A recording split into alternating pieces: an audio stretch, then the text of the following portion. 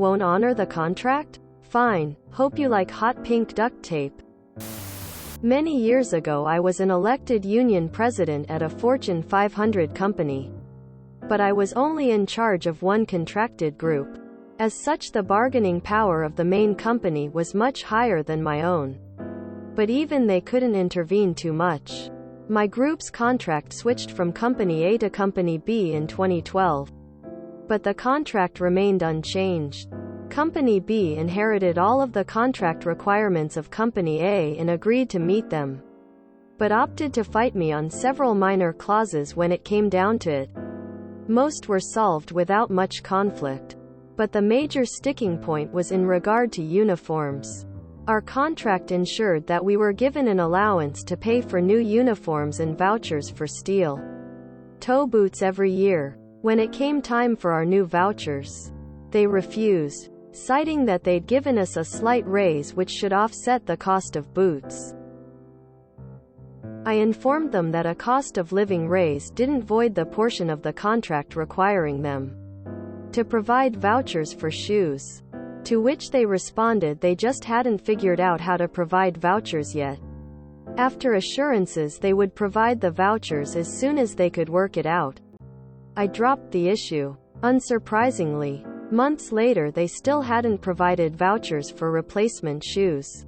It should be noted that this was a very large campus and many of us walked several miles a day in these shoes. And the shoes were caked with chemicals and dirt and started to look pretty vile within a year. We had to wear the same work shoes in office areas and we had started to get complaints. I decided to lean into this. This is where malicious compliance begins. No new shoes? Fine. I'll rig them up to last longer. I went out and bought several rolls of the flashiest and most obnoxious duct tape I could find. I began to repair holes in my shoes with duct tape and extra fabric to the point that my hot pink shoes became easily recognizable. The safety team for the main company was so amused they gifted me hot pink safety glasses and gloves to match. I also lent out my gaudy duct tape collection to any employee needing to upgrade their shoes. Suddenly the complaints about our dirty shoes were replaced by complaints about obviously duct-taped shoes. Whenever we were asked, we'd tell both union and non-union coworkers that it was a small protest against the refusal to honor the shoe vouchers in the contract. The next year rolls around and still no shoe vouchers. But suddenly our uniform allowance was increased $150 to allow for new steel-toed shoes to be purchased. After speaking to the union members, I agreed to allow that in place of the vouchers. I kept my duct tape collection permanently on display as a threat and would use it any time safety equipment wasn't being replaced and required repair. I mean, they got away that first year not having to pay. But at what price? What loud, flashy, and fabulous price? They still got away with not paying for your new shoes for a year though? Way back in the day, I carried obnoxious girly pink Bic lighters, or Zippos, kept my lighters from ending in my fire klepto buddy's pocket. Had to hold him upside down and shake him at the end of the night. Lol. I hate the color pink, but in this case, I fully support it. I love that you kept your pink pair on display as a warning. Companies need reminders like that. Please let us see those pink shoes. I love being in a union just for the pettiness game you get to play with management.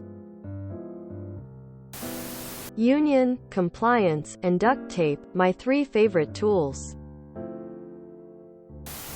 I totally assumed, you know what they say, that you were a dude and I was just imagining some man in pink work boots, gloves, and goggles doing business as usual.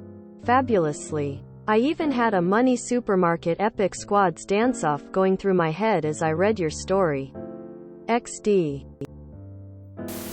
depending on the chemicals that were eating at your shoes. OSHA, if in US, may have been an option. At least the safety group should have been on them, as it could have been framed as a safety issue. If the chemical can eat through leather, duct tape won't be appropriate. Most companies want to screw you over using safety as a weapon, but absolutely hate when it is used back on them. Slam dunk malicious compliance.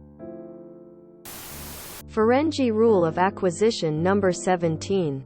A contract is a contract is a contract, but only between Ferengi.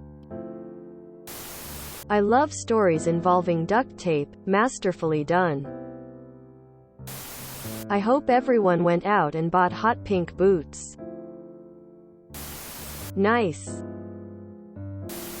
Insert Wolf of Wall Street clapped gif here. Bravo, good sir, bravo. Exactly. Lol. Whenever I have to repair a company vehicle, I use colorful, girly duct tape. Broken window? Duct tape. Work phone case cracking? Duct tape. Loose bumper panel? Duct tape. Gotta love colored duct tape.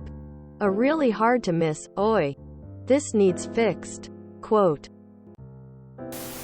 At one of my former workplaces, my safety boots started to fall apart.